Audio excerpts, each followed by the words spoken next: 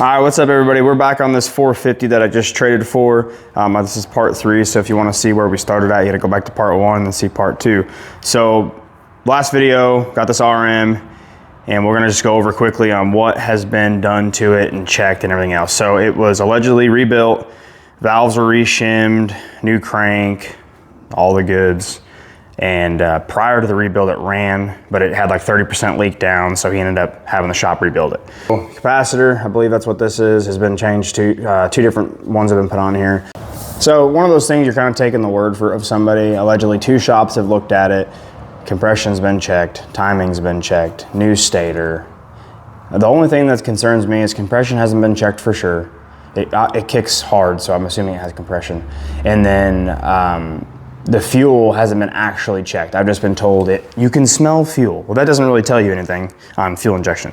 So I was going over and looking at some stuff. This is kind of sketchy. This is an idle. I believe this is intake air temp has been like soldered together. I don't even know if that's reading correctly, how much it has to do with it. This seems insane to me. I'm not a very heavy person, but fresh rebuild.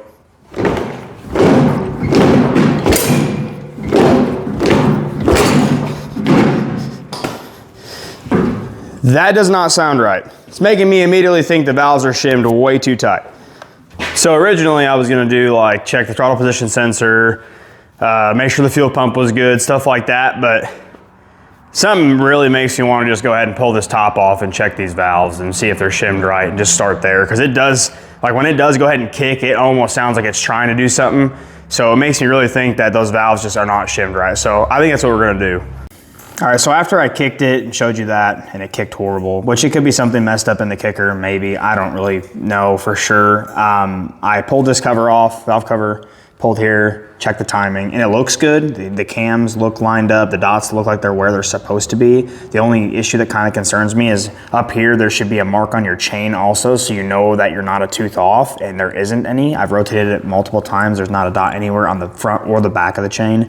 So the set of feeler gauges I have don't go low enough for what these are for in spec for this bike. So I'm probably just gonna order a chain, order a set of shims to do the valve lash. I'm probably gonna need to set it, so I'm just gonna order a set where I can just use whatever I need and a set of gauges that go low enough. But based on it being in time, and it looks like the valves are just not even close, which makes me, concerned for the rest of the engine. If it did get a crank put in it, was it done right? You know what I mean?